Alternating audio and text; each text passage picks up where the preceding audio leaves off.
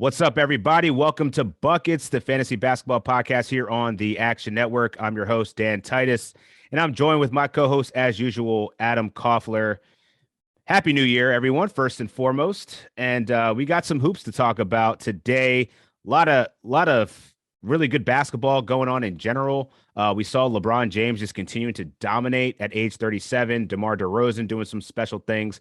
We'll talk about some waiver wire stuff, as well as some schedule considerations that you'll want to make heading into week 12 here. So let's just get into it, Koffler.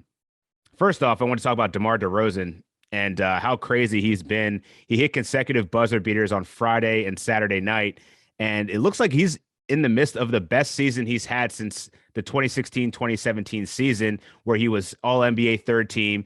He also got an All-NBA nod for second team the year after that, but I mean, from a fantasy perspective, currently 22nd overall in 9 cat head-to-head leagues in Yahoo. I don't see any reason this guy's going to take his foot off the gas here. We talked about it earlier in the season. You thought he was a sell high, but man, he is just phenomenal right now. Imagine listening to any idiot telling you that he's a sell high. You know what I'm saying? And that you have other good calls though, so it's all good. Yeah, I was leading the hype train on that. I didn't think for a second that he'd continue what he's doing, but new opportunity, new environment. Seems like a completely refreshed player there in Chicago. And he's just, in tandem with Zach LaVine and Vucevic too. He's doing his thing. Obviously, he's a little bit down this season, but yeah, man, DeRozan definitely here to stay and, ride the wave with him. Surprisingly, he leads the league in 2-point field goals this year. Always crazy. That's it. Yeah. That's his thing. That's his thing. And that's why I was fading him, because I didn't see a path to him shooting 50% and not giving you value 3-pointers. So I wasn't interested. Yeah, it's kind of crazy. He's still not really hitting 3-pointers, only 0.8 per game, but he's shooting a career best 37%. So even though he's making those slight changes and improvements, still not a 3-point shooter, but he doesn't have to be, man. He is the mid-range assassin. Like John Morant. John Morant upped his three-point shooting percentage to 40% after shooting like 30% career 3-point shooter before this. He just all of a sudden became a great shooter.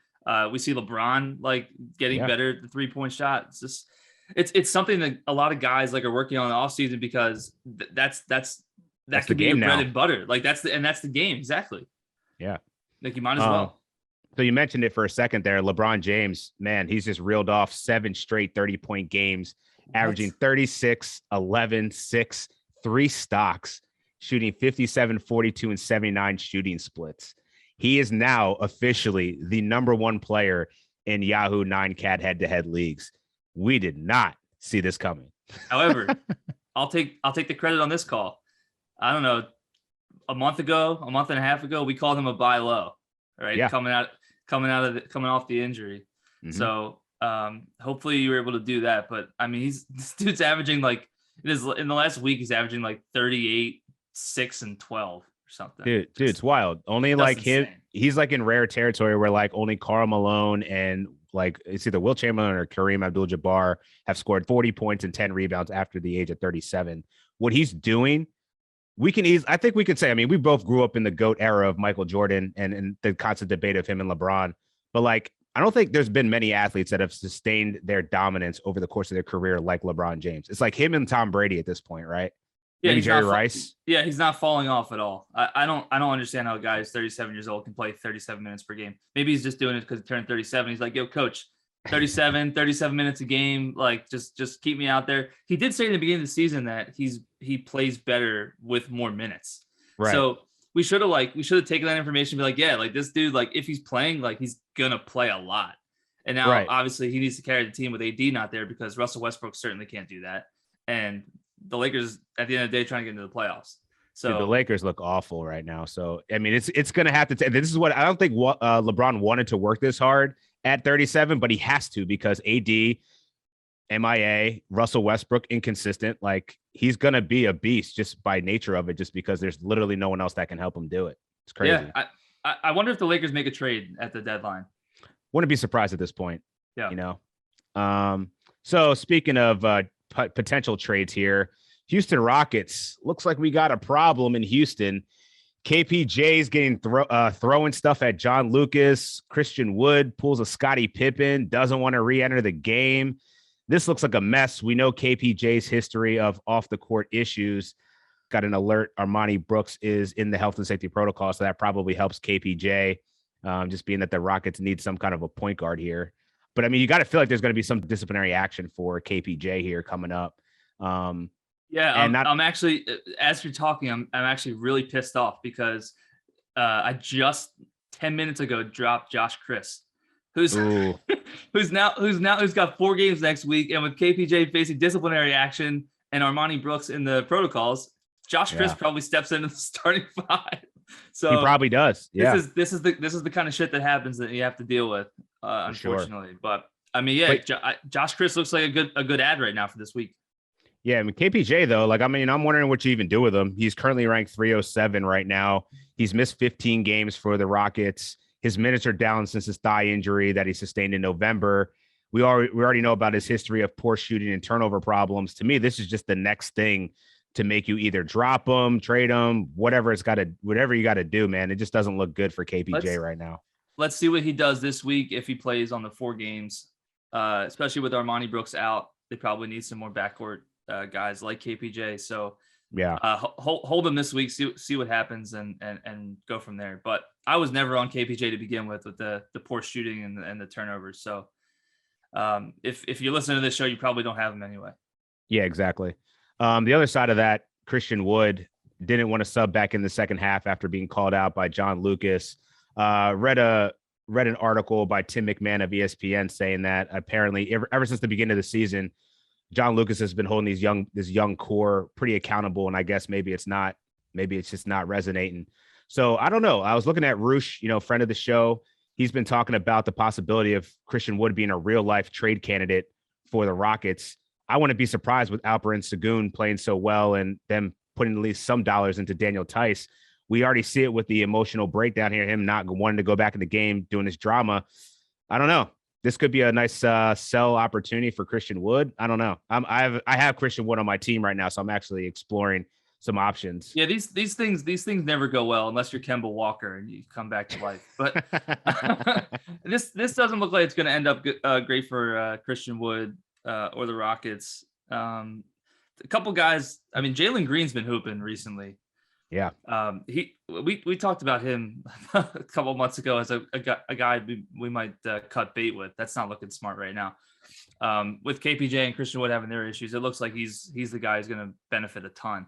And KJ Martin looks like a guy that you'll want to pick up as well. He played 31 minutes with Christian Wood, not playing in the second half. He's going to possibly step into the starting 5 as well. However, they do like him off the bench. I was talking to Roosh about that as well. He's an energy guy off the bench, but he could see 30 plus. And with the Rockets having 4 games, KJ Martin's definitely got to look at streaming this week. Yeah, I think the Houston Rockets have a couple people. You already mentioned Josh Christopher. I think David Nwaba also kind of steps in there. He's kind of a do-it-all, kind of Royce O'Neal type of guy that can certainly fill up some stats. But this guy, I saw you scooped him up in our competitive league pretty early before the onslaught. That's Hamidou Diallo. Well, we mentioned him. If you guys listen to the Stretch 4 podcast, he was a very prominent name that came up whenever given the opportunity, this guy balled out. But I don't think we saw him balling out like this. The last 3 games, averaging 31 points, 10 rebounds, 3 assists, 4 steals, 58% field goals. He is 28th overall over the last week.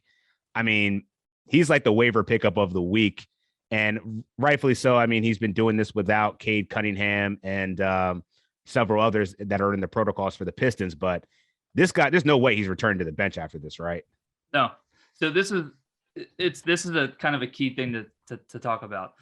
I mean, you're talking about a bad Pistons team. You're not talking about a team that's going to make the playoffs. So why would they not see what's good with Hamidou Diallo, even when guys like Cade Cunningham, Corey Joseph, Killian Hayes, like these are, besides Cade Cunningham, these are all like regular guys. So why not keep Diallo in the starting lineup? And in the last 5 games, he's averaging 4 steals per game.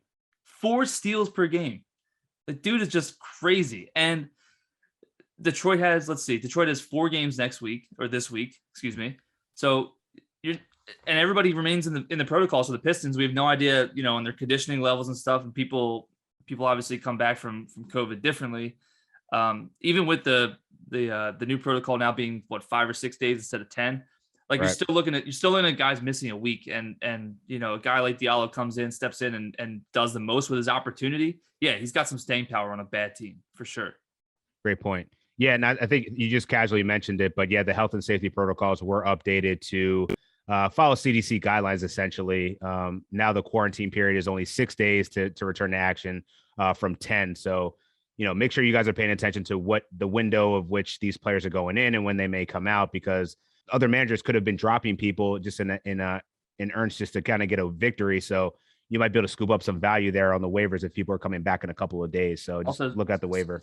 Speaking of the Pistons, man, this guy's rostered in a lot of leagues, but he's also pretty widely available. Saddiq Bey, he needs to be rostered too. He's putting up like 20 and 10 in his last 4 games. Whew. Them Nova Cats be balling. You gotta just be able to deal with the field goal percentage. He shoots about 36% from the field. He's gonna chuck up a bunch of shots, but he's gonna get you points, rebounds, and steals and some blocks too. So he's definitely got to look at too with all the Pistons remaining in the protocol. Yeah, man. Let's keep talking about these Wildcats here. We bring up this guy's name a lot, but Jalen Brunson. Just curious about what you think his value is with Luka returning on Sunday. In his last 7 games, he's been putting up sixth round value, delivering 22 points, 8 dimes, 3 rebounds, and a steal, and almost 2 triples over that span. He's in the running for most improved player of the year, along with a guy like Desmond, Bane. Like we can't just ignore what Jalen Brunson's doing. And just because Luka comes back, he hasn't played in a while. Jalen Brunson definitely has some staying power here. I mean, the Mavericks essentially have 3 guys, right, that are gonna do things on the offensive end of the floor. That's Porzingis, Luka, and Jalen Brunson at this point. So I don't like him as a sell high. I think you keep riding him even when Luka comes back, and you have to temper expectations if you have Luka when he returns. And actually, Luka might be the sell high, right? People might be interested in like, oh, Luka's coming back, and if you have Luka, like, he's only returned like top 75 value when he's on the court. So, he might be a guy you might look to move, because Brunson has sort of filled a void left, that no Maverick has filled in the last couple of years, with Luka being the main dude. Yeah, it's I was looking up a couple people on Twitter, some Mavs beat writers, and they were applauding how much Jason Kidd has really gotten the team to get all of the role players more involved in making plays. And when Luka's on the court, no one makes plays, right? It's only Luka that's the main focal point of the offense. So I think Jalen Brunson's really, by him running the point, he's getting other people involved, which is also like good generally for basketball terms. So I don't think there's any reason why Jalen Brunson wouldn't still sustain value even with Luka there. Like, I think he's just going to be the guy that's going to be, even if he's not getting on the court with Luka necessarily, he's always going to be running the second unit. So I think he's going to have a lot of staying power here. So does that mean Luka's assist numbers drop when he comes back because Jalen Brunson's running the point, handling the ball more? It could be. Yeah. We'll see.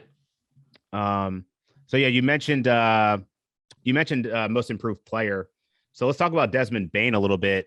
I mean, I didn't foresee this kind of a breakout. We've talked about it over the course of the last couple of weeks here, but I mean, let me just look at the stats real quick. I mean, he's averaging over 16 points a game, shooting 48% from the field, 40% from 3, and 90% from the line. He and Patty Mills are the only players shooting 45, 40, and 90 with a minimum of 153 point attempts this season. Just crazy how his ascension this year. And there's no way that this guy's leaving the rotation. I mean, DeAnthony Melton was a guy that we spoke about a lot earlier in the season, and he just blew right by him. And I think he's the other guard you want to own if you have a Memphis Grizzlies player here. Yeah, for sure. And Kyle Anderson just went in the protocols as well. So that likely leaves another void in the starting 5 because Slow-Mo just entered the rotation there. Brandon Clark about to go off. Brandon Clark is about to go off. Get all of your Grizzlies in order for this upcoming week, as they're the only team with 5 games. So don't miss out on those guys. But yeah, Desmond Bane's a guy that, I mean, every single night you're looking at 20 and 3 to 4 3-pointers and just, kind of consistent across the board. He's not going to, blow you away in any one category, but doesn't turn the ball over and shoots a pretty high percentage and gets you those 3-pointers, man. what he's doing, I nobody expected. I was drafting DeAnthony Melton much ahead of Desmond Bane, and it's looking like that's not the move for this season. Yeah, he's right now, as of 5 days ago, he was plus 4,000 to win most improved player. Wow. That's not a bad bet right now. The way that he's playing, he's averaging over 22 points over his last 7 games, man. He is legit.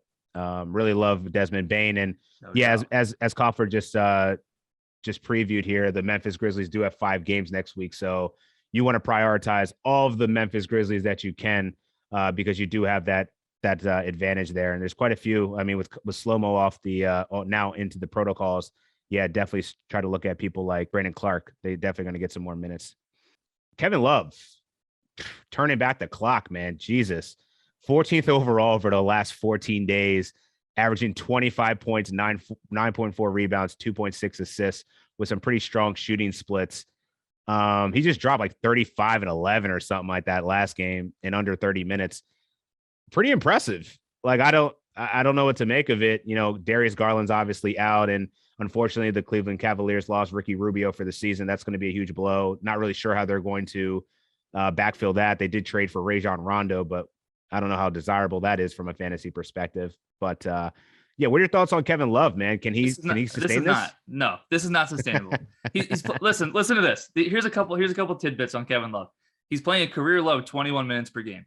Yeah. He's averaging a career high in 3-pointers made per game, 2.6 per game. That's a career high in 14 seasons for Kevin Love. And we used to know Kevin Love as a guy who averaged 25 points a game. Yeah. So that's insane. He's only averaging 14.4 points a game, but the highest amount of 3-pointers made per his career. So he's only shooting threes essentially. He's an old man now. He just stands out the 3-point line, comes in there, bangs, gets a little boards, then he goes back out to the 3-point line. And he's shooting 43% from 3. That's a career high too. Like this, I love what he's doing, man. But this is absolutely not sustainable. Yeah, he's a sell high just off the strength of he's he's injury prone, right? Like, we don't like to throw around that term loosely, but like, he's definitely injury prone. So I wouldn't be surprised if he just, his calf injury that he was questionable for much of the season last year. And he just never actually ended up playing. But the Cleveland Cavaliers are actually good. So maybe he's more motivated to play, but I don't know. He's essentially like Rashad Penny. Like, he's been hurt like for the last 4 years. And then all of a sudden Rashad Penny comes onto the scene and wins people their fantasy football league. And Kevin Love is doing something similar in basketball right now. Yeah, that's a sell high, stream sell high to me. Yeah, no doubt. That's why we're here for you. Let's talk about the Thunder a bit. SGA just went into health and safety protocols on Saturday. Opened up even more playing time for Aaron Wiggins. He's been taking full advantage of these extra minutes. He's only 5% rostered. But what are your thoughts on keeping the stream alive for him in week 12? He a Terp, baby. All these Terps are coming into the league. This shows. I tweeted about this. Mark Turgeon, who just got fired by Maryland, been putting a lot of people in the league that are just performing given their opportunities. So we see these guys can ball, and same thing's going on with Wiggins right now. He's been putting up, a couple 20-point games for the Thunder with guys out. And like you said, with SGA going back in the protocols, like he should be here to stay too. Unfortunately for him and for fantasy managers, the Thunder only have 3 games next week. So he may or may not be a guy that you're interested in streaming. I'd probably rather have a Brandon Clark, to be honest. But yeah, what he's been doing has been pretty impressive for the Thunder. Yeah, it's been helpful that Josh Giddey was also out, but he is now out of health and safety protocol. So even so, he's starting on Sunday night. So I think Wiggins certainly is going to be valuable, even for those 3 games that you might have him in there. But again, real quick, this goes back to the Hamidou Diallo argument. You're talking about Oklahoma City, right? Not a good team. They're going to see what they got. They're young players, even if they're at back end 2nd round pick, because why not? Let's see if we can develop this guy. We don't need to be playing, veterans like Derek Favors and, things like that. Derek Favors. I know, right? Buried in the waiver wires. I thought Isaiah Roby was going to be a sleeper this season. When he starts, he only plays 15 minutes. The front court for the Thunder has just been a wasteland from a fantasy perspective. So why doesn't Golden State should just send James Wiseman to Oklahoma City then? Because James Wiseman doesn't have he's not going to have a role in Golden State. Like, they don't need James Wiseman. He's just not part of what they're doing. You think so? I think he'll be pretty good, man. like he's training with the guy that is like, I think who told us that Moody, that he's training with Jokic Serbian coach that apparently gave him all the tools to become who he is right now. So like, I think that they're probably doing something to make him a better basketball player. I just don't think that they need him right now, but like James Wiseman is way higher ceiling than Kevon Looney. No, I don't disagree with that, but yeah, but the Warriors just don't like. Are they ever gonna like work around a center? No, you know what I mean. So, but imagine if you actually have a center that can do. Christian Wood would look good Golden State. Yeah, yeah, that's interesting. A stretch like that. I think that's what Golden State could really use. Yeah, that's interesting. Let's talk about Golden State. Draymond Green just cleared health and safety protocols, which is good news for Warriors fans and fantasy managers. Not so good news for people that were rostering Otto Porter or Juan T. I had Gary Payton II. I thought he played very well for me this week. Racked up a good amount of steals. Does his thing, man. He's the do-it-all kind of guy. But I think Otto Porter was the surprise. I think you said it that he wouldn't really be that valuable, but man, he's looking like what was he, the fourth pick in the draft some years ago? Yeah. Something crazy high. Yeah, Georgetown. 3.2 steals and blocks per game in his last 5 games. So definitely a worthwhile streamer. He had 8 dimes, I think, last night on Saturday night. Man, he's just been playing really well. So I think, obviously he's going to go back to the bench, but I don't know. Maybe you see Draymond Green, these people that have been coming out of protocols, they usually have a little bit of delay coming right back to the court with reconditioning issues. So I think you may get a couple more games out of Otto Porter, but I think he's at least played well enough to pass Bielitsa on at least in the rotation here, or at least get more minutes. He's been playing outstanding. Yeah, for sure. I want to talk about the Pelicans real quick and how good Josh Hart's been. Man, he's just been cooking with Brandon Ingram out with his Achilles injury. Jonas Valanciunas is out with health and safety protocols. Zion Williamson still getting fatter and fatter. So yeah, there's not really much value out of the Pelicans, but I think it's really in Josh Hart and this dude named Herb Jones. Man, he got 6 stocks a game ago, splits over the course of the season. He's improved every single month out of the season so far.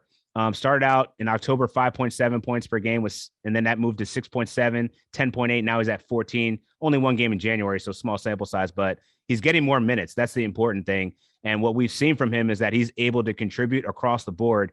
His stocks, man, he's averaging over a steal and a block already as a rookie. And I think he's only going to get better with more time. So I think he certainly has some staying power here. Yeah, I compared Herb Jones to Royce O'Neal. Herb Jones is like way better than what Royce O'Neal can give you. Like he's got scoring potential. He's getting lots of minutes with obviously BI on the sideline too, looking like he's ready to come back, but Zion's going to continue to be out. And why don't you take that back about the Pelicans not having any value? Jackson Hayes, man. Short-term value. Yeah, but with Valanciunas is still out. He's been out for a little while. Like maybe COVID's affecting him more. You know what I mean? You never know. Yeah. So right. Pelicans have 4 games. Like definitely look at Jackson Hayes. Even when he comes off the bench and Guillermo Hernan Gomez gets a start, Jackson Hayes still plays more minutes. He's gonna get you 15 to 17 points, 8-9 boards, a steal and a block. So definitely, as long as Valanciunas is out this week, give Jackson Hayes a look with the Pelicans. Get 4 games on the slate. Yeah, not to hate on your boy Jackson. Just want to go back to Herb real quick. He's only 36% rostered, but this man over the last 7 games, 15th overall in Yahoo head-to-head category leagues, 18, 6, 2, and 2 with 1.3 steals and 2.3 blocks. Jesus, this man in 36 minutes.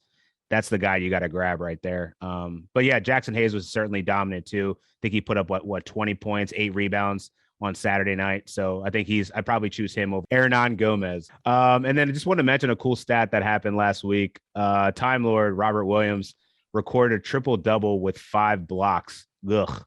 Nothing better than those 5x4 lines there to win you a fantasy week, man. That's just beastly. So let's get into some schedule talks. We mentioned already that Memphis is the only team with 5 games. We got 18 teams with 4 games this week and only 11 teams with 3 games. So nobody has 2 games. So that opens up the waiver pool a bit more for you guys to select some players. So let's get into some guards that we haven't mentioned yet. I think DeAnthony Melton, just by the sheer nature of having 5 games, I think he could probably be useful for some fantasy rosters on the back end there. Malik Monk is another guy with the Lakers playing. Lakers are playing 3 games, but Malik Monk has been playing really well. Low key, 4-game slate. I like RJ Hampton a bit. He's been kicking it up a notch.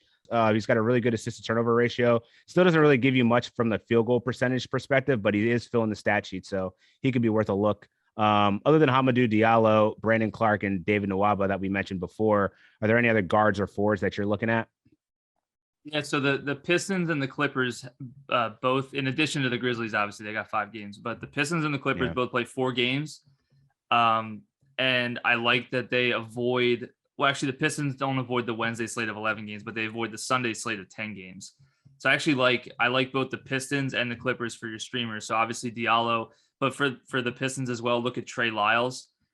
He's a good one. Saddiq Bey we talked about. And then for the Clippers, you're talking, your typical Clippers, Eric Bledsoe, even a guy like Justice Winslow, honestly, coming off the bench, and he can get you the defensive stats as well. So take a look at some of those guys too.